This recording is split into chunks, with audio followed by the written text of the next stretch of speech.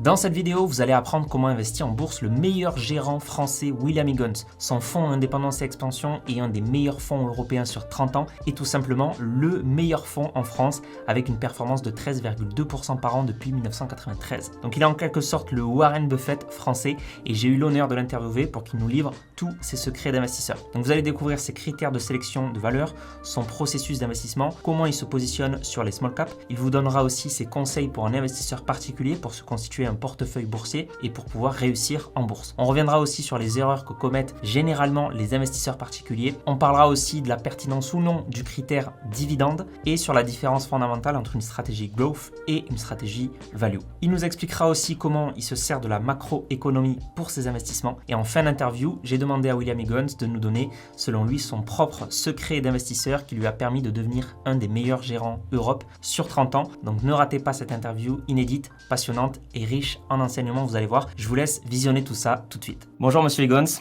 c'est un réel plaisir de vous avoir aujourd'hui. Bonjour Mathieu, merci de m'avoir invité. Avec plaisir. Alors pour ceux qui ne vous connaissent pas, vous êtes le gérant d'Indépendance AM et votre fonds qui investit donc sur des small caps, des petites actions françaises est tout simplement le meilleur fonds Action France sur 25 ans et un des meilleurs fonds européens sur 30 ans. Il a généré une performance annualisée de 13,2% avec un alpha supérieur à 5%, ce qui est quand même assez impressionnant. Alors, j'ai calculé l'alpha de Warren Buffett juste pour s'amuser un peu avec Berkshire Hathaway depuis la même année, donc depuis 1993, il est de 3,55%. Donc, autrement dit, vous êtes un peu le Warren Buffett français, donc c'est vraiment un honneur de vous avoir aujourd'hui sur cette chaîne. Est-ce que vous pourriez nous expliquer vos critères de sélection de valeur? Quel est votre processus d'investissement au sein de votre fonds? Alors, notre processus est assez simple. On cherche à déterminer une population qui devrait surperformer et cette population, a priori, tout le monde est d'accord que quels sont les critères qu'il faut regarder. Enfin, non, je ne devrais pas dire ça. Il y a quand même la plupart des gérants ou des investisseurs sont grosses et on est value, donc c'est pas la plupart.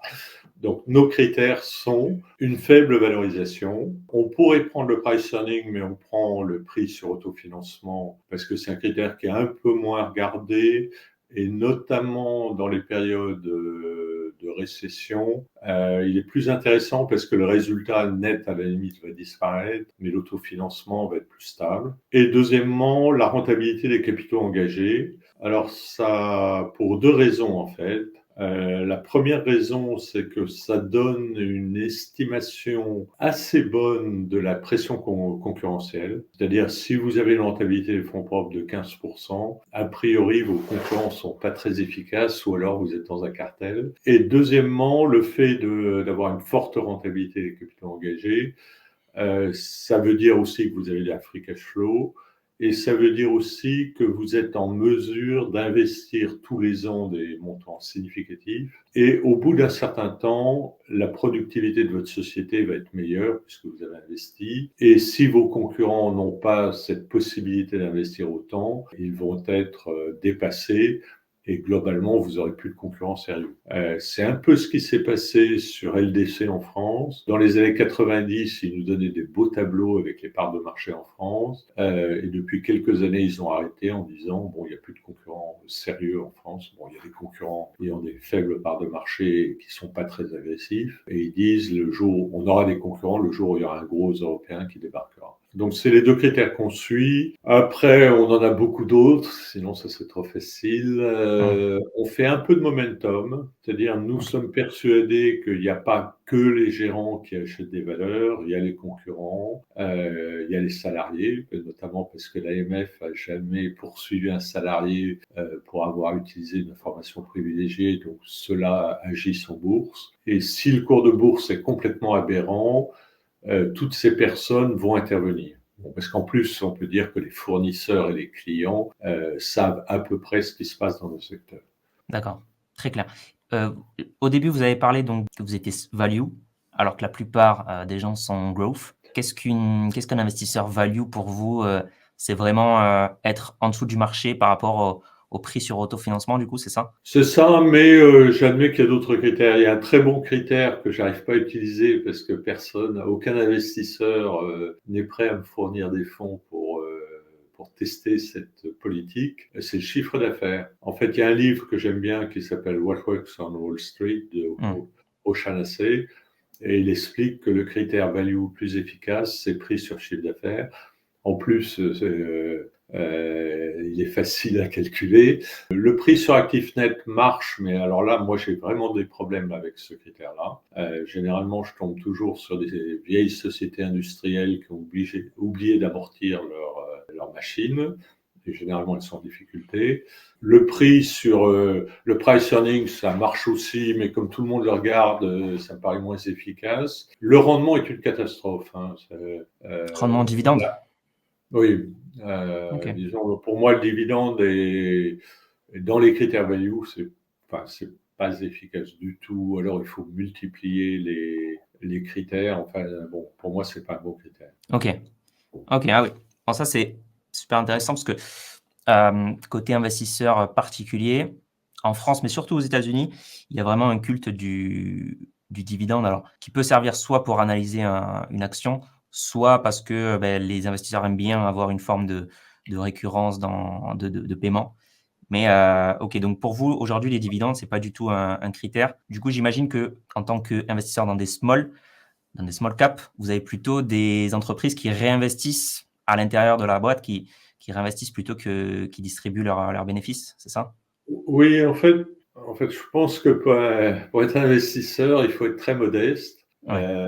Il faut avoir conscience qu'on n'a pas énormément de temps pour analyser les sociétés. Les critères réglementaires font que globalement, on a tous plus de 40 valeurs. Moi, j'en ai généralement 42. Là, aujourd'hui, j'en ai 50 dans le fonds France et 50, enfin plus de 50 dans le fonds européen. Ce qui fait qu'on est 4 analystes gérants et donc on a 100 valeurs à analyser, ce qui fait une semaine par valeur. Donc c'est relativement court. Et donc il faut vraiment analyser des sociétés qui répondent à des critères assez simples au départ, sinon on perd son temps. Ok. Donc, j'imagine que vous triez assez rapidement, dans un premier temps, par des critères quantitatifs sur un screener, c'est ça? Oui, c'est ça.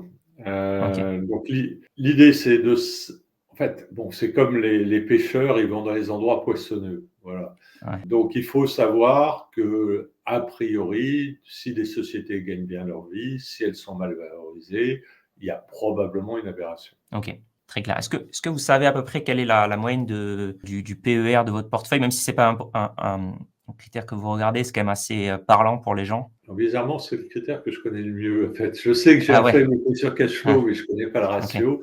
Non, parce que c'est frappant. On a Ouais. d'abord parce que tout le monde parle en price earning, donc on est bien obligé de Mm. faire comme tout le monde.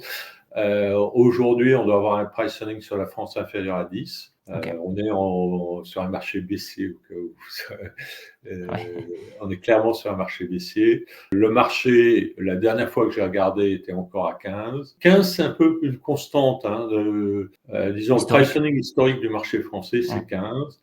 Donc, si Ouais. vous arrivez à acheter des sociétés qui ont des price earning de 12, ou encore mieux, si c'est 10 ou 7, c'est encore mieux, vous êtes vraiment dans la value. Ouais. C'est ce que disait un peu le père de la value, Graham. Je crois que sa référence était 15. Oui, c'est ça. Non, mais bizarrement, en fait, c'est une des constantes du marché action, au moins américain, Mm. et aussi du marché français, en fait. Justement, par rapport à ça, par rapport à ce genre de PE, est-ce que vous connaissez la valeur avec le plus faible PER que vous avez dans votre portefeuille? Il faudrait que je vérifie. Il se pourrait que ça... Qu'est-ce que c'est? Vous- Excel est pas mal. Ok. Doit être à peu près à 8 fois. Attendez, je vais quand même regarder, vérifier, parce que Allez-y, hein. je voudrais pas dire une bêtise. Le pressing le plus bas, ah, c'est ALD. Ok. Oui, ALD qui est, ouais, probablement, enfin, on pourrait dire 5 fois. En fait. Ah non, mais ok, soudainement tout me vient à l'esprit. C'est Viel. Ok. S'ils arrivent à maintenir leur, enfin, ouais, peut-être pas. Attendez, on va changer un peu les chiffres. C'est probablement ALD, mais c'est un peu compliqué avec l'acquisition de LeasePlan. À vue de nez, j'aurais tendance à penser que c'est un price-earning de 5. Ouais, Ça va être de Richebourg est pas mal.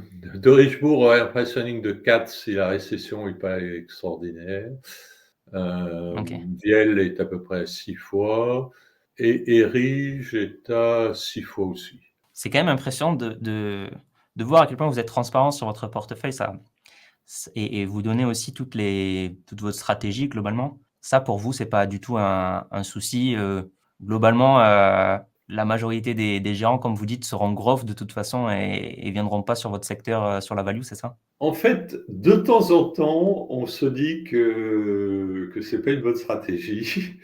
Ouais, Bon, notamment parce que il se trouve qu'il y a un forum sur la SICAV et qu'il y a notamment un individu qui dit qu'il investit dans les premières lignes de notre fonds et qui bat notre fonds. Donc en ouais. plus, il ne peut pas de commission de gestion, ce qui nous fait de la peine. Moyennant quoi, si on regarde le côté positif, si les gens achètent les valeurs qui sont dans le portefeuille, ça améliore le TRI parce qu'elles montent plus vite que si personne n'en achetait. Disons, comme ça marche depuis à peu près 25 ans ou même plus, il n'y a pas vraiment de raison de changer. Ouais, après, le monsieur, il peut dire qu'il bat votre fonds, mais on n'en est pas sûr non plus, quoi. Il peut très Non, bien non, mais, mentir aussi. non, mais on sait que, en fait, on a un portefeuille assez pondéré. Les premières lignes battent la moyenne. Ouais, Sur le fonds France, j'ai toujours la pondération pour moi est toujours un atout parce que je vérifie, disons, tous les mois si la performance médiane est supérieure à la pondérée et très très régulièrement la pondérée est meilleure que la médiane. en tout cas, moi je trouve qu'il y a vraiment une différence entre votre approche, on voit vous avez des PER autour de 10, même 5, 6, 7, 8 parfois, et ce que je vois moi plutôt côté investisseur particulier. Récemment, j'ai demandé à ma communauté quelle était la meilleure action à détenir en portefeuille selon eux, et c'est Air Liquide qui est tombé. Donc Air Liquide, Oui, un mais à la PER. limite, ils n'ont pas Ouais. dit LVMH, ce qui me paraît aussi Alors vraisemblable. LVMH était second, était second. Ouais. Voilà, donc il y a souvent des noms comme LVMH, Air Liquide, L'Oréal, Hermès qui vont sortir, et souvent, voilà, c'est des PER, je pense, qui sont supérieurs à 25 voire 30. Ouais, presque C'est clairement 40. pas de la value, Bonjour, mais bon. c'est ça, et Oui, c'est non, plus non. ouais, Non, mais ça a très bien marché, c'est sûr. En fait, pour moi, le problème de la value, c'est il y a 9, enfin, non, il y a maintenant, il y en a moins, donc il y a à peu près 875 sociétés cotées en France. Et on va toujours vous sortir pour les gens qui font du growth, disons Hermès, LVMH, Air Liquide. Le petit problème, c'est que c'est 3 sociétés. Bon, après, on peut en rajouter 2 ou 3, 4 ou 5, disons. Mais ça veut dire que statistiquement, il n'y a que 10 sociétés sur 875 qui permettent effectivement de battre le marché en étant très bien valorisées. Donc vous jouez statistiquement, vous prenez pas mal de risques. Pour moi, le luxe, mais je suis pratiquement le seul à le penser, c'est très cyclique, à part que ce n'a pas été depuis une vingtaine d'années, parce que au niveau mondial, le nombre de millionnaires a explosé. Et tant que le nombre de millionnaires croît, plus que le PIB mondial, le luxe marchera bien. Donc pour le moment, c'est parfait. Enfin, j'en sais rien. Je suis incapable de savoir si le nombre de millionnaires est en train de s'accroître ou diminue cette année. Mais en fait, si vous jouez le luxe, vous jouez le nombre de millionnaires dans le monde. Bon, je pense si jamais ce chiffre était stable, on risque de découvrir que le luxe est assez cyclique parce que finalement, vous n'êtes pas obligé d'acheter des produits de luxe et qu'en plus, c'est des phénomènes de mode. Donc, à part LVMH qui a réussi à surfer les différentes modes, vous risquez un jour ou l'autre de vous trouver avec une marque qui n'est plus à la mode et là, c'est extrêmement douloureux. moi, je vois aussi quand même un autre risque, c'est que souvent, on est un peu, attiré par ces sociétés qui sont bien montées sur les 5, 10 dernières années, justement parce qu'elles sont growth, parce que, leur cours a pas mal elles sont plutôt momentum, je dirais même. Leur cours a pas mal augmenté. Maintenant, c'est pas dit que sur les 5, 10 prochaines années, ça soit la même chose, et on sait aussi bien que, les papiers le montrent, les études le montrent. On sait que la value a plus de probabilité de battre le growth sur le long terme, et d'ailleurs, ça, c'est quelque chose qui est assez frappant sur votre site internet, parce que vous listez un petit peu les études qui ont fait que vous avez élaboré cette stratégie value. Notamment, vous citez French et Fama, vous citez voilà, des gens comme ça, vous mettez même le lien vers les papiers scientifiques. Est-ce que pour vous, c'est important de connaître ces classiques et de ne pas dévier de sa stratégie de base? Oui, parce que bon, il faut savoir, bon, les années 2010-2020 ont été des années grosses et on aurait, bon, je ne vais pas citer de concurrents, Ouais. mais en 2019, il y a certains concurrents qui étaient value jusqu'à présent, qui ont fini par dire bon, abandonnez la value, j'ai un petit fonds grosse et il vaut mieux investir dans celui-là que d'investir dans les autres. Nous, on a toujours été persuadés qu'on pouvait avoir des mauvaises années, d'ailleurs on en a eu, mais ce qui nous rassurait un peu, c'est que la sous-performance des values, si on lit toujours le même livre, Fox on Wall Street, le pire, ça a été 3 ans de suite. Nous, jusqu'à présent, on n'a pas dépassé 2 ans, mais on sait que ça peut être 3 ans. Donc, il faut quand même, voilà, et que personne n'est capable de passer d'une stratégie à une autre. Donc, il vaut mieux avoir une stratégie qui statistiquement marche mieux que les autres, même si on sait que de temps en temps, ça marche pas. Et ce qui était plus étonnant, c'est-à-dire sur une décennie qui a été grosse, c'est-à-dire l'année 2010-2020, le fonds en France a battu tous les autres fonds, ce qui veut dire que le critère qu'on a toujours eu, mais qui était un critère, c'était assez amusant, c'était un critère qu'on respectait, mais qu'on trouvait secondaire, d'une façon très subjective, on le respectait, mais c'était subjectivement, c'était secondaire, qui était la rentabilité des capitaux engagés. Et comme on a bien marché dans une période grosse, on a été obligé enfin, on a changé le discours, bon, il faut être clair, en disant on a 2 critères, la rentabilité des capitaux engagés et la faible valorisation. Parce que sinon, on n'arrivait pas très bien à expliquer pourquoi dans une période où les grosses marchaient bien, un fonds value marchait bien. En plus, on n'aimait pas trop parler de la rentabilité des fonds propres ou de la rentabilité des capitaux engagés, parce qu'on se disait si on donne tout, tout le monde va faire la même chose et on ne sera qu'un fonds parmi d'autres. Et c'était mauvais d'un point de vue concurrentiel. Mais bon, disons, Gross, en dépit des... Enfin, d'abord, Gross a bien marché pendant une dizaine d'années, donc il n'y a pas...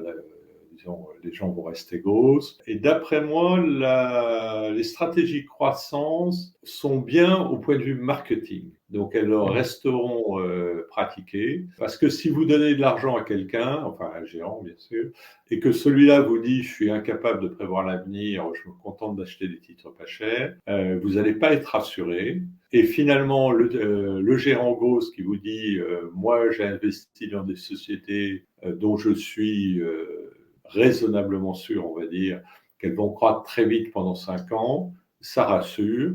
Et donc, le gérant grosse a un rôle psychologique ou de rassurer ses investisseurs, ce que nous, on ne donne pas. Ouais, non, clairement, la finance, enfin l'investissement en bourse, de toute façon, c'est énormément de psychologie. La finance comportementale nous l'a bien prouvé. Du coup, ce que je comprends dans votre discours, c'est que finalement, aux yeux du modèle à 5 facteurs, par exemple, vous êtes quand même sur 3 facteurs, globalement, le small, la value, et avec la rentabilité des fonds propres, vous êtes aussi un peu quality, c'est ça? On est clairement qualité, hein, Ouais. mais bizarrement, non, mais ce qui est étonnant, c'est qu'à un moment, le terme de quality value est arrivé assez tard, hein, après 2010, et soudainement, je me suis dit, ça y est, j'ai un terme qui décrit exactement ce que je fais. Et il se trouve que cette année, j'ai relu The Intelligent Investor de Benjamin Graham. Et il se trouve que dans ce livre, il y a écrit clairement que le critère le plus important pour analyser une société, c'est la rentabilité des capitaux engagés. Donc en bref, je n'ai rien inventé. Simplement, c'est tellement évident que vous lisez ça et vous retenez pas que c'est important, quoi. Ouais, ok. Donc là, on se rend compte en fait que peut-être le plus important, c'est la discipline, c'est avoir une méthodologie, un plan et s'y tenir Oui. sur le long terme et pas être tenté par les nouvelles, Alors en fait, les moi, nouvelles mon idée, tendances. c'est de dire, Ouais. on a un cadre, Ouais. c'est-à-dire vous déterminez quelles sont les sociétés qui correspondent globalement à vos critères. Bon, il faut choisir les bons, là, j'en ai donné 3. Et une fois que vous êtes dans votre cadre, vous avez le droit de jouer, quoi. Vous pouvez prendre, il y a suffisamment de sociétés pour que vous disiez la société X, elle va croître à toute vitesse, le management est superbe, enfin tout ce que vous voulez. Mais c'est peut-être pas la peine de chercher la société qui est en perte et qui est censée se redresser, le cours triplé. D'une part parce que ça marche pas, surtout en France, parce que les investisseurs français jouent systématiquement le redressement. Ça, pour moi, c'est exclu. Il n'y a jamais une étude qui vous dit la société X, elle va finir par déposer le bilan au cours des 5 prochaines années. En France, c'est toujours lent, donc on ne sait jamais quand ça va se produire exactement. Mais il y a toujours... après, il y a un autre raisonnement qu'il faut mieux éviter et que pas mal d'investisseurs aiment bien, ou de brokers, qui est la société X a une marge... disons de Z, l'autre société a une marge d'Y qui est inférieure à Z, Y va devenir Z. Ça marche pas du tout. Globalement, s'il y a une société qui a une meilleure marge que l'autre, ça risque de durer. Après, il y a un autre, enfin des petits trucs que je donne. Quand vous avez deux sociétés qui sont valorisées de manière complètement différente. Bon, par exemple, vous avez une société qui détient une société qui fait des jeux vidéo et qui est très bien valorisée, et la société mère vaut quasiment rien. C'est souvent la société la mieux valorisée qui va s'effondrer plutôt que la société mal valorisée qui va monter. Donc attention aux aberrations de marché, parce que c'est une aberration de marché. Disons, s'il y a deux sociétés qui vous donnent des valorisations très différentes dans le même secteur, c'est souvent la mieux valorisée qui n'arrivera pas à tenir sa valorisation. Ouais. Forcément, c'est plus dur de surprendre positivement les analystes, on va dire, pour maintenir le cours au moins. Tandis que celle qui est moins bien valorisée, en soi, elle est déjà moins bien valorisée. Donc, si elle sort globalement un rapport annuel aussi décevant que l'autre, elle va moins perdre que celle qui est déjà mieux valorisée, quoi. Non, mais c'est-à-dire que les investisseurs pingres ont souvent raison. Ouais, ok, très clair. Juste pour faire un focus aussi sur la taille, vous focalisez sur les small. Côté investisseur particulier, nous, ce qu'on voit, c'est plus des gens qui se lancent en bourse sur des larges, des gens qui vont constituer un portefeuille en sélectionnant des entreprises du S&P 500 par exemple. Est-ce que vous positionnez sur le secteur small cap parce que vous savez que historiquement les small ont surperformé les larges, ou est-ce que c'est parce que c'est plus facile pour vous d'analyser des small, ou est-ce que c'est les deux? Alors, en fait, il y a deux raisons. Sur longue période, les small battent les grandes, à part que ça marche pas depuis 5 ans. Bon, et que notre objectif, c'est quand même de gagner de l'argent. Et on croit que ça va finir par revenir un jour. Actuellement, c'est plutôt le contraire encore. Et deuxièmement, pour moi, il est impossible d'analyser une large cap. Voilà. Si vous essayez d'analyser une société chimique qui a des actifs en Chine, en Malaisie, en Europe et aux États-Unis, bon courage, voilà. Sachant en plus que dans la chimie, vous avez pas mal d'accords entre différents chimistes et de l'extérieur, vous les connaîtrez jamais, que vous connaîtrez jamais le marché exact de chaque produit. Donc c'est impossible. Enfin, pour moi, c'est impossible. Et en plus, il y a le problème des taux de change en cours d'année. Donc, c'est extrêmement compliqué. Alors que si vous regardez une société comme Groupe Quilin, qui fait des barquettes plastiques pour les fruits et légumes et pour la pâtisserie, pour simplifier légèrement, parce que c'est aussi pour la viande. Vous savez, vous connaissez les produits, vous connaissez les clients, vous connaissez la zone géographique. Le raisonnement est relativement simple. Globalement, ils font des parquets de plastique, donc le coût n'est pas très cher, parce que tout le monde estime que le plastique devrait disparaître ou va disparaître, moyennant quoi ils font du carton. Et comme c'est certainement le principal fabricant d'emballage en carton pour l'alimentaire en France, si jamais on passait 100% en carton, ils seront là pour faire du carton.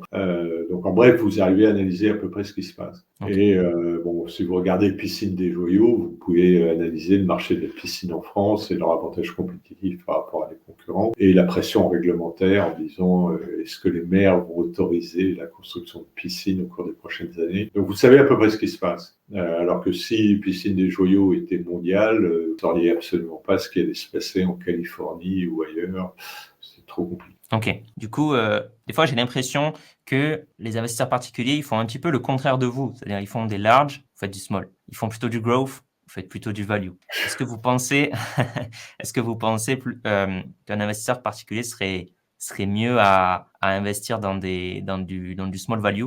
Ou est-ce que vous pensez quand même que sur des large growth, on peut quand même tenter de surperformer le marché? Bon, statistiquement, on n'y arrive pas. Hein. Ça a été, disons, pour nous, on n'est pas à value pour rien. C'est-à-dire que la chute des valeurs grosses en 2022, pour nous, c'était prévisible. Ça finit toujours par se produire comme ça. En fait, fondamentalement, l'économie occidentale, c'est une économie concurrentielle. Et si les marges sont élevées, des concurrents débarqueront dans votre précarité. Si ça se produit pas, c'est que vous avez une position monopolistique et au bout d'un certain temps, les autorités vont intervenir pour limiter votre croissance ou vous obliger à faire des spin-offs parce que votre part de marché est trop élevée. Ouais. Donc, si vous croyez que, en fait, fondamentalement, rien n'a changé depuis 45, c'était Benjamin Graham disait, si vous achetez des titres plus de 20 fois le résultat net, c'est un bon moyen pour perdre de l'argent. Ça, on est convaincu que c'est vrai. Très clair. Et du coup, pour quelqu'un qui se lancerait dans du small value, est-ce que vous pensez que il serait mieux à mettre l'argent dans des gérants, dans des fonds gérés par des gens comme vous, ou est-ce que vous pensez quand même qu'un particulier, lui, il peut tirer son épingle du jeu? Disons, s'il investit dans un secteur qu'il connaît bien, Mm. à la limite, il a un avantage compétitif par rapport à nous. Voilà. S'il travaille dans l'informatique, ce qui est un secteur où les salariés bougent énormément, peut déterminer quelle est la société qui a un bon produit, quelle est la société qui marche bien, qui acquiert des clients, enfin tout ce que vous voulez. Donc ça, c'est bien. Bon, à un moment, j'étais actionnaire d'une société qui s'appelait Cermex. Il suffisait d'être à côté de l'usine pour savoir s'ils avaient des commandes ou pas. Voilà. De temps en temps, vous avez un avantage compétitif, utilisez-le. Ça ferait un Les rapports portefeuille. annuels sont bien faits. Donc, si vous avez le temps de lire les rapports annuels, si vous avez les valorisations, ça se trouve assez facilement, puisque avec un rapport annuel et un cours, vous avez un price earning. Voilà, si vous êtes capable de lire les rapports annuels, vous serez pratiquement un bon spécialiste de la valeur si vous avez le temps de le faire et si vous retenez bien ce que vous avez lu. Aujourd'hui, je pense que vous pouvez vous faire un petit portefeuille diversifié de 20 valeurs ayant des price earnings inférieurs à 8, ce qui est quand même aberrant. Vous risquez de souffrir cette année parce que le marché est quand même à peu près efficient. Donc, s'il donne des price earnings de 8, c'est globalement, ces sociétés n'auront pas une année exceptionnelle en 2023. Mais dès que la conjoncture sera meilleure, price earning de 8 se transformeront, avec un peu de chance, se transformeront en 12 et vous aurez gagné 50%. Donc ça, c'est jouable. Hein. Si vous prenez une société comme Jacquet Metal, le price earning sur la base des chiffres de l'année dernière, ça doit être de 2,5. Donc, quelque part, c'est pas cher. Et sur les 20 dernières années, ça s'est bien développé. Moyennant quoi, c'est une valeur cyclique. En fait, le prix de l'acier a pas tellement baissé depuis le début de l'année, mais enfin, il a baissé quand même. Globalement, de temps en temps, personne n'a envie de détenir des actions d'une société dont le bénéfice va baisser. Donc, de temps en temps, les titres de ces sociétés s'effondrent et c'est de bonnes opportunités d'achat. Est-ce que vous avez un garde-fou contre les value traps ou est-ce que c'est quelque chose, une malédiction qu'on La ne peut pas value éviter? trap, c'est complètement bidon. Non, mais il faut être clair. Alors, premièrement, il y a eu des études qui sont sorties en disant que 80% des sociétés faisaient à peu près le marché monétaire. Et donc, il n'y en avait que 20% qui bougeaient. Donc, dans les values, on doit avoir 80% de nos titres qui font rien. 20% Comme partout qui ailleurs. bougent. Mais on devrait avoir à peu près le même chiffre dans les growth. Il se trouve que l'étude n'a pas déterminé une différence entre les growth et les values. Néanmoins, les value traps, il y a quand même des moyens d'éviter quelques-uns. Ne jamais acheter une société dont le chiffre d'affaires baisse. Ça, pour moi, c'est le critère essentiel. Si le chiffre d'affaires baisse, il ne faut pas y toucher. Et effectivement, c'est probablement à cause de ça que les gens parlent de value trap. C'est-à-dire, il y a des valorisations qui sont basses. le chiffre d'affaires baisse et c'est extrêmement dur de maintenir un résultat quand votre chiffre d'affaires baisse. Bon, ça, effectivement, c'est un critère qu'il faut regarder. Et sinon, bon, il y a de grosses, en fait, il y a le même genre de, enfin, c'est encore pire. Oui. Vous avez une société qui a un price earning de 40, le chiffre d'affaires stagne, le price earning devient 20, vous avez perdu 50% de la valeur. Si vous regardez Bilindy, qui est une société qu'on détient en portefeuille, le fait que le chiffre d'affaires est ralenti à la fin de l'année dernière et légèrement baissé à périmètre constant au début de l'année, la baisse du cours a été significative. Très clairement, j'allais juste dire, effectivement, je crois que sur le S&P, c'était pareil, c'est 20% à peu près des valeurs surperforment le S&P et 80% sous-performent. Donc en gros, que ce soit value, growth, un petit peu tous les segments, on a forcément un portefeuille en fait qui est drivé par un petit peu comme la loi de Pareto, 20% des actions drive en fait le portefeuille s'il est assez bien diversifié. En général, c'est à peu près comme ça que ça se passe. J'imagine que vous avez des valeurs, vous, qui... disons, la bourse, statistiquement, ça bouge pas beaucoup. Enfin, la médiane bouge pas beaucoup, mais certaines valeurs bougent énormément et ça explique pourquoi le total finit par s'agiter pas mal. Ouais. J'imagine que c'est comme ça aussi dans votre portefeuille. Vous avez des valeurs qui portent vraiment la performance. Oui, non, mais Ouais. de temps en temps, quand on regarde le portefeuille, évidemment, on a tendance à se concentrer sur les valeurs qui montent parce que les autres nous font. C'est trop pénible de les regarder. On se dit, c'est bizarre, la performance finalement est pas si bonne que ça, alors que j'ai des titres qui ont fait 100% ou ont beaucoup progressé. Mais effectivement. Non, mais il est clair que on a eu une année où on a fait 60% en France, c'était 4 lignes qui ont fait 100%. Quoi. Ouais, d'accord. C'était un accident. Hein. Je pense que je referai plus jamais ça. Ok. Et c'est intéressant parce que est-ce qu'après 30 ans de métier, vous avez encore vos biais cognitifs qui vous tiraillent et est-ce que vous êtes encore tenté des fois de dévier un peu du plan ou est-ce que vraiment Oui, non, mais on a toujours envie. Hein. L'être humain déteste appliquer des procédures.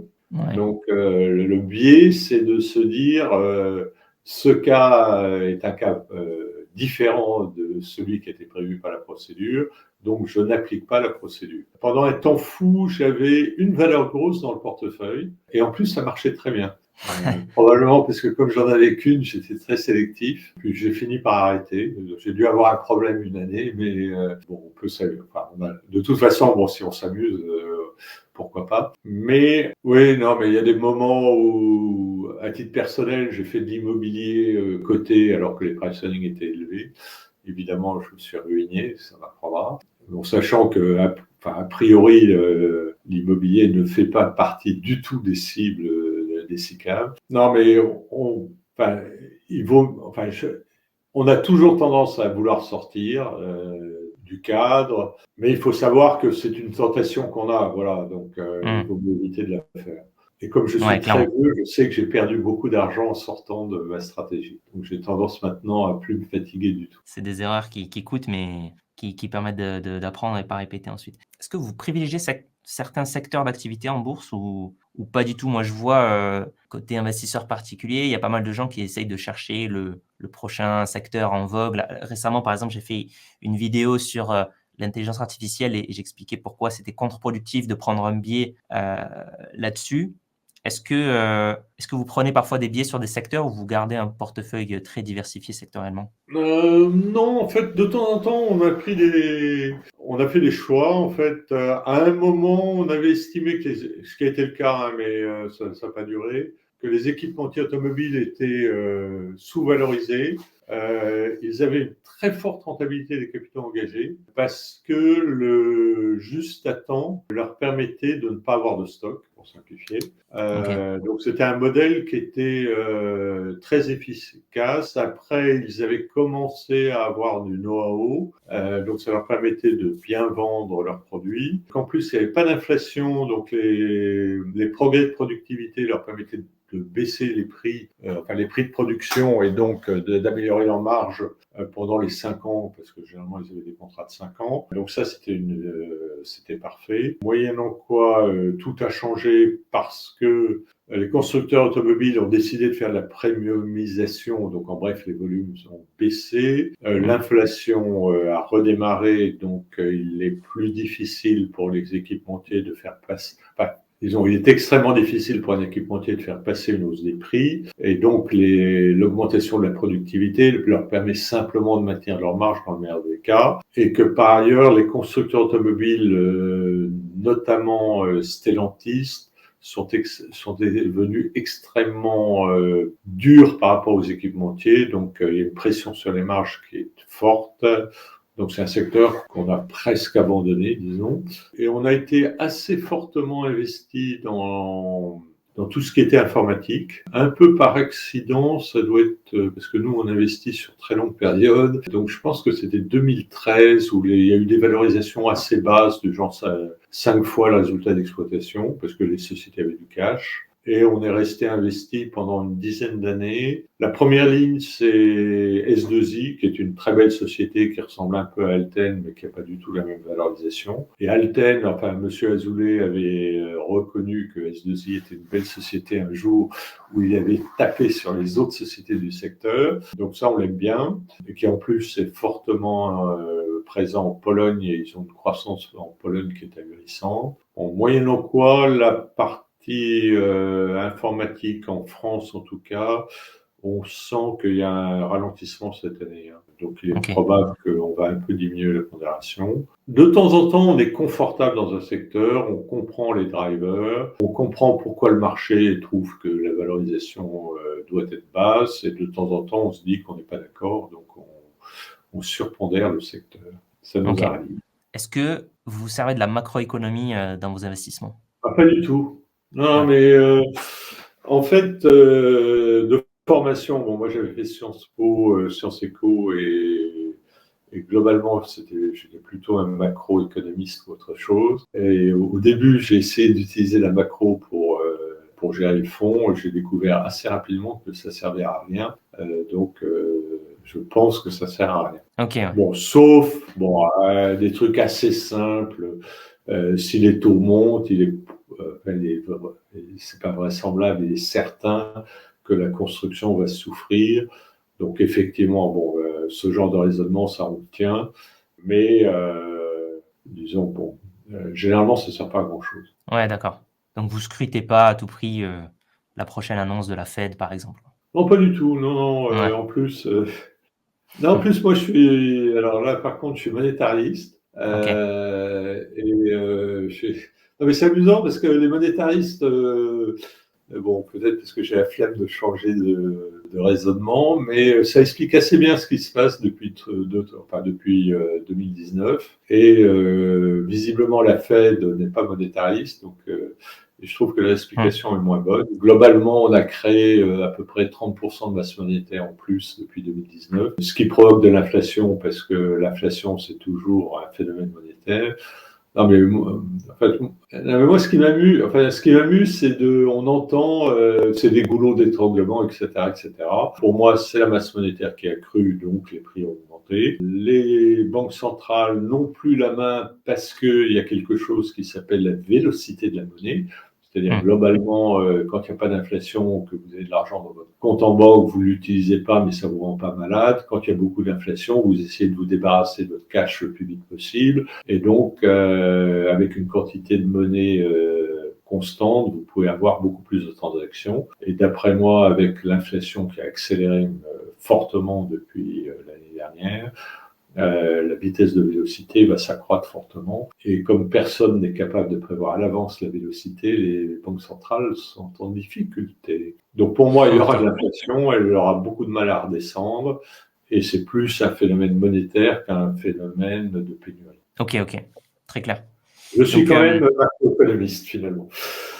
Ouais, vous avez gardé ce raisonnement quand même, mais après pour votre fonds, ça ne joue pas dans votre prise de décision, si je comprends bien. Non, parce que Parce qu'en fait, bon, il faut quand même se rappeler que les économistes ont du mal à prévoir les récessions. D'abord, ils prévoient de temps en temps des récessions qui n'ont pas lieu. Notamment, fin 2018, on a souffert horriblement parce que les gens anticipaient une récession en 2019 et on ne l'a pas vu.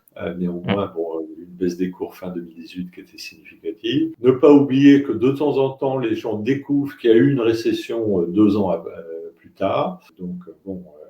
il ne faut pas surestimer nos capacités à prévoir l'avenir et que par ailleurs, la certitude, c'est que généralement l'économie croît et donc il vaut mieux être optimiste et se dire que l'économie devrait croître. Ok, ouais. Donc je pense on est complètement d'accord sur ça. Et je pense qu'on est aussi d'accord sur le fait que essayer d'anticiper le marché, c'est pas forcément une bonne solution. Le market timing, en général, c'est contre-productif. Il me semble que votre philosophie d'investissement sur ça, c'est d'être un maximum investi, si possible, être 100% investi tout le temps, c'est ça? Oui, bon, il y a beaucoup d'études qui démontrent que les gens qui font du market timing perdent par rapport au marché 2% par an. Ouais. Donc c'est probablement une des raisons pour lesquelles les gérants ont du mal à battre leur indice. Enfin, d'une part parce qu'ils gardent du cash. Il y a peu de fonds qui s'interdisent pratiquement d'avoir du cash.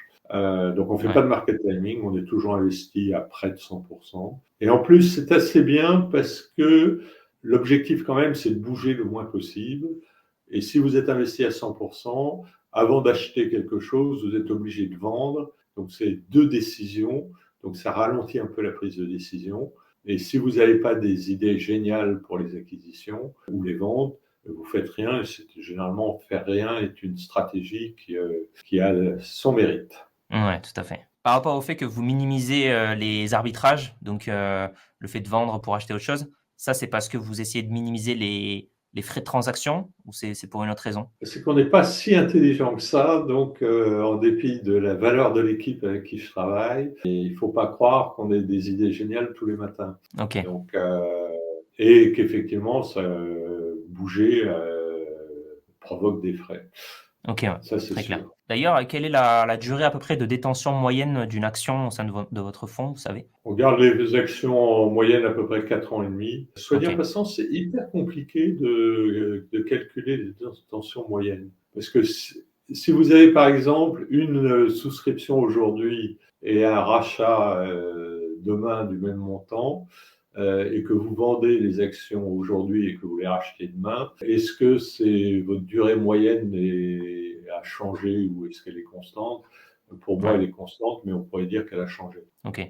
C'est la signature de cette émission qui s'appelle Secret d'investisseur. En fait, donc chaque invité nous livre un petit peu son petit secret. Je ne sais pas si vous en avez un. Est-ce que selon vous, vous avez un petit secret qui vous a permis d'avoir ces performances sur 30 ans? Quel est selon vous le petit truc qui fait en plus que vous soyez parmi les meilleurs fonds en Europe aujourd'hui? Je crois que c'est vraiment de regarder la rentabilité des fonds propres. Ok, Ce qui est frappant, c'est, disons, bon, j'ai eu de la chance en tant qu'analyste financier d'avoir été formé par un analyste qui était très bon au point de vue théorique, mais mauvais en pratique, et sur le champagne, en fait, qui avait expliqué que à l'époque, le champagne était à la mode, mais la rentabilité des capitaux engagés était faible parce qu'ils ont des stocks énormes, et que globalement, si vous ne pouvez pas croître plus vite que bénéfices mis en réserve sur fonds propres, sauf à accroître l'endettement, et qu'au bout d'un certain temps, si vous accroissez trop l'endettement, vous êtes obligé de faire une augmentation de capital. Et le marché a du mal à admettre ça. Par exemple, le fait que la Compagnie des Alpes ait fait une énorme augmentation de capital il y a quelques années, c'était simplement que leur rentabilité capital engagé était catastrophique. Et les problèmes des maisons de retraite, c'était aussi ça. Bizarrement, les analystes ont du mal à mettre en rapport la croissance et la rentabilité des capitaux engagés. Et si vous voyez qu'il y a un écart énorme, enfin significatif, vous avez le droit d'investir dans ces valeurs-là, mais il faut prévoir une dilution avec une augmentation de capital. Donc la rentabilité des fonds propres est quand même et c'est rarement regardé. C'est-à-dire, vous avez beaucoup d'études qui vont vous dire la société X est une très belle société parce que la marge d'exploitation est élevée. Vous avez très peu de sociétés qui vont vous dire la société X est superbe parce que la rentabilité des fonds propres est de 15%. Donc, sans vous fatiguer, vous regardez la rentabilité des fonds propres. Si c'est supérieur à 10, la société est une belle société. Donc, finalement, c'est assez simple à bourse. Très clair. C'est clair, si on a des critères et une discipline de faire, bon, il est possible de faire des choses pas mal. Mais c'est quand même pas donné à tout le monde. Je sais pas, sur votre segment, le pourcentage de fonds qui sous-performent, je pense que ça doit être moins que sur des segments large cap, mais j'imagine que ça doit pas être évident non plus de surperformer, même sur les small. Pour être franc, je regarde plus tellement les concurrents. Maintenant, je regarde l'indice, donc c'est beaucoup plus simple. Ok, ouais. Mais vous avez raison, c'est Warren Buffett en fait reçoit tous les ans une promotion d'une université canadienne qui est spécialisée en value et il dit globalement vous êtes tous capables de faire de la value, mais psychologiquement il y en aura que 5% qui est capable de le faire. Ouais. Probablement parce que en fait pour moi les deux biais qui tuent la value en fait sont assez simples à voir. Vous achetez des titres pas chers, ça marche bien. Et au lieu de se dire c'est parce que j'ai acheté des titres pas chers que j'ai une bonne performance, vous vous dites les sociétés du portefeuille sont de très belles sociétés, elles sont chères mais elles le méritent. Donc là vous êtes plus value. Ou alors vous vous dites globalement j'ai des bonnes performances, c'est parce que je suis un génie. Et une fois que vous êtes un génie, vous devenez stock picker, c'est-à-dire vous achetez entre pour moi, c'est n'importe quoi, c'est-à-dire que vous ne pouvez pas déterminer à l'avance ce que la personne va acheter, et vous faites à la fois de la value et du growth, et enfin, des tas de choses différentes, et vous n'êtes plus value. Donc, il faut vraiment se rappeler que le succès des stratégies value, c'est simple, c'est d'acheter des titres pas chers, et qu'il ne faut pas, après, trouver une autre explication qui finit par vous séduire et vous amener à ne plus être value. Ouais, très clair. Alors, juste avant de terminer, est-ce que vous pouvez nous parler un peu plus précisément de vos fonds d'investissement? Donc, il y en Alors, a un on sur l'Europe. a deux fonds ouverts au public.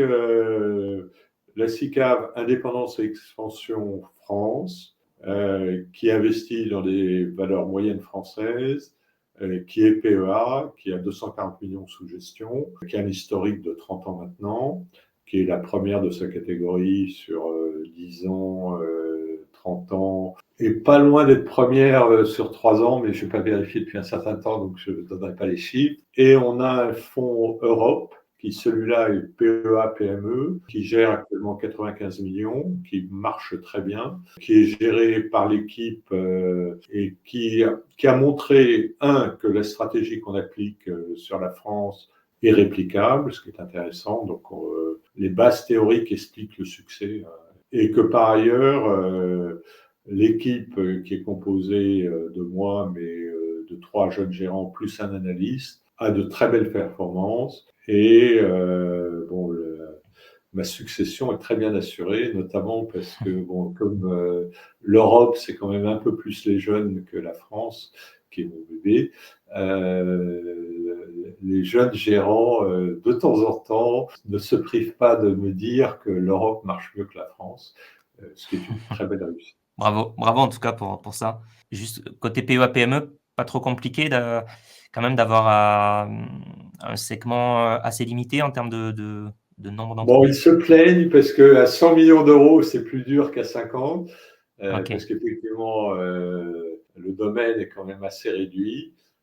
Bon, le fait d'être en Europe, ça élargit un peu le domaine. Mais il est sûr que les fonds PEA-PME sont limités en taille si on veut vraiment avoir de bonnes performances. Non, il y a vraiment en fait, pour moi, le problème du PEA-PME, c'est que on a maintenu la barre des 25%. Aucune société ne doit détenir plus de 25% du capital, mais même la plupart des boîtes familiales sont détenues par un holding familial. Donc il faudrait, disons, permettre aux sociétés qui sont détenues par un holding familial d'être incorporées dans le PEA-PME. Je pense que ça serait une réforme utile parce que sinon, bon, la plupart des gérants, honnêtement, Ok. l'univers du Surtout que, PME est trop réduit, quoi. surtout que les entreprises familiales, souvent, ça peut être des entreprises très intéressantes. Ok. Oui, on a bien une entreprise familiale, hein, parce que d'après nous, il y a deux types de sociétés. Il y a les sociétés qui vous disent ma stratégie est la bonne et dans 5 ans, je vais doubler mon résultat net. Donc, à la limite, vous avez un pricing de 20 sur la base des derniers chiffres connus, mais de 10 à horizon 5 ans. Et d'autres sociétés qui vous disent je fais ce que je peux, je fais mon maximum, mais je ne vous donnerai pas de Ouais. guidance. Ces sociétés-là ont moins de chances d'avoir un pricing élevé parce qu'elles font moins rêver. Mais il n'y a pas de différence de nature entre les deux sociétés. Non, parce que, en fait, c'est extrêmement dur de prévoir vos résultats à l'avance, même si vous êtes le patron de la société, parce que ça dépend notamment de ce que vont faire vos concurrents et vos clients. Et si vos concurrents ne font rien et que vous avez une bonne stratégie, vous allez élever vos marges. Si vos concurrents font strictement la même chose que vous, c'est vos clients qui vont bénéficier de la rente et vous n'allez pas améliorer vos marges. Donc, globalement, c'est quand même extrêmement difficile de savoir les résultats de votre politique, même si elle est bonne. Bon. Donc, et les sociétés familiales n'ont pas pour objectif principal d'accélérer la hausse de leur cours. Ils savent que le cours va s'aligner à peu près au bénéfice par action. Si le bénéfice par action double, le cours va doubler. Et c'est pas la peine d'essayer de le faire monter en parlant bien. Donc, Okay. donc il y a plus de chances d'avoir des sociétés familiales sous-valorisées que des sociétés non détenues par des familles où généralement les dirigeants sont mieux rémunérés et sont notamment rémunérés en fonction de la hausse du cours. Donc eux, ils ont tendance à essayer de faire monter le cours. Donc la valorisation est moins bonne pour un acheteur. Ouais, donc on voit bien que la principale différence, c'est simplement le discours des dirigeants. Et ça impacte les investisseurs qui, du coup, n'analysent pas forcément en fait les ratios, mais plus parfois les discours, quoi. Et donc vous êtes là plus en analyse quantitative, qualitative que sur ce que disent les gérants sur l'avenir. Ça vous intéresse pas, si je comprends bien. C'est toute l'approche value, hein, Oui, c'est ça. Non, mais moi, je me rappelle, ça. Forestia avait racheté une boîte japonaise dont le nom m'échappe, qui était cotée pour 1 milliard d'euros. Et la boîte japonaise, honnêtement, semblait en difficulté. Et qu'en plus, ils ont laissé les Japonais à la tête. Donc, vous ne voyez pas pourquoi ça se redresserait. Et j'avais parlé à un analyste d'un broker qui m'avait dit oui, mais ils avaient dit qu'ils voulaient 4 piliers, ils ont 4 piliers, donc ils ont fait l'histoire est conforme à ce qu'ils avaient annoncé, donc tout le monde est content. Bon, voyons quoi, ils ont vendu quelques années après cette activité-là. Bon, dès le début, moi je me demandais ce qu'ils faisaient. J'avais pas complètement tort, et l'histoire, ça sert pas à grand-chose. Ouais, ok. Non, les chiffres. Non, mais il faut se dire que les chiffres, c'est un langage, en fait. Et que c'est un langage qui est assez clair et qui est aussi clair que le discours des dirigeants. Et qu'en plus, enfin, moi, je me méfie des discours des dirigeants parce que si vous faites venir McKinsey ou des gens comme ça, vous aurez un très beau discours et qui est très convaincant. Peu importe Mais l'activité. entre un très beau discours et un discours médiocre, enfin, c'est pas sûr que les perspectives sont meilleures quand vous avez un discours parfait, quoi. Ouais. Ça dépend pas du sous-jacent, ça dépend du coaching en communication de McKinsey. Ouais. Oui, Je non, moi, vois. je me rappelle d'une société qui s'était introduite en bourse et j'avais été frappé par le fait, je ne sais pas pourquoi, j'avais assisté à 2 réunions. Et la première réunion, bon, le dirigeant parlait et on avait l'impression qu'il improvisait et tout. Et je l'ai entendu une deuxième fois et en fait, il connaissait son texte par cœur, il n'improvisait pas du tout. Et je m'étais dit, la réalité ne peut pas être plus belle que son discours, donc je n'avais pas touché. J'avais eu peur que le prix soit monté, mais bon. Un nouveau critère du coup de sélection. L'analyse, est-ce que le discours était bien préparé? Non, mais ok. Non, mais très clair. Super.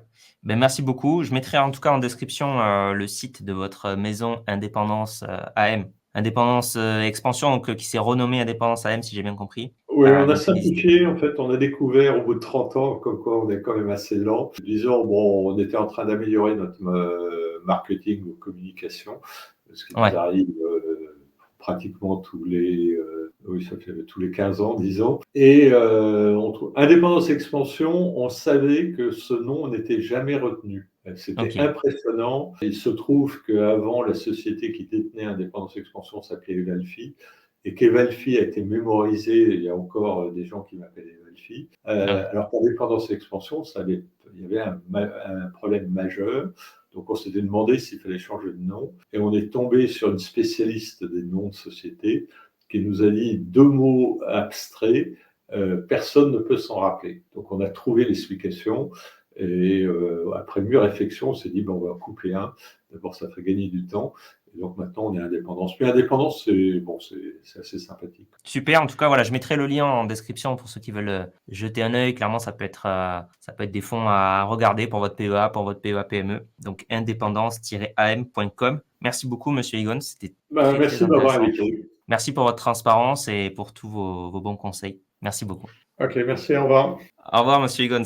Nous arrivons à la fin de cette passionnante interview avec William Eggons de ma série Secrets d'investisseurs. Je suis convaincu qu'à l'heure actuelle, en fait, dans un contexte où les marchés sur les large caps sont devenus hyper compétitifs et efficients, il est pratiquement inenvisageable de surperformer le marché à long terme. En d'autres termes, en choisissant d'investir dans des actions individuelles du S&P 500 par exemple, vous vous exposez à un risque considérable de détériorer vos performances plutôt que de miser sur une stratégie ETF vous offrant une meilleure garantie. Cependant, en ce qui concerne les small caps, donc ce que je viens de dire, c'est pour vraiment les large caps, les marchés qui sont trop compétitifs, qui sont trop efficients, et bien là, pour les small caps, je pense qu'il y a des opportunités intéressantes qui subsistent, notamment parce que le marché est nettement moins compétitif et regorge encore de potentiel, et aussi parce que, comme l'a dit William Eggons dans cette interview, eh bien, il est bien plus simple d'analyser des small caps que des large caps. Si vous souhaitez aller plus loin en bourse pour vos investissements, vous pouvez accéder à ma formation gratuite pour apprendre à investir en bourse et pour apprendre à développer votre capital et votre patrimoine sur le long terme. Le lien est en description. J'espère que vous avez autant apprécié cette conversation que moi. Merci beaucoup à William Eggons d'être venu et d'avoir été autant transparent. N'hésitez pas à proposer des invités, d'autres invités en commentaire pour un prochain secret d'investisseur. Vos suggestions sont précieuses. Et puis, n'oubliez pas de laisser un petit j'aime pour soutenir la vidéo et de la partager aussi avec vos amis, votre famille, vos proches pour qu'ils puissent aussi avoir ces précieux conseils d'investissement. Si vous écoutez cette interview en podcast, vous pouvez laisser un petit avis 5 étoiles sur votre application de podcast. Ça aide beaucoup. Soyez présents lors des prochaines interviews de cette série et si ce n'est pas encore fait, abonnez-vous à cette chaîne pour ne manquer aucune de mes vidéos à venir. Merci beaucoup pour votre soutien. Merci beaucoup pour tous vos retours sur cette série de vidéos secrets d'investisseurs. On se dit à la prochaine.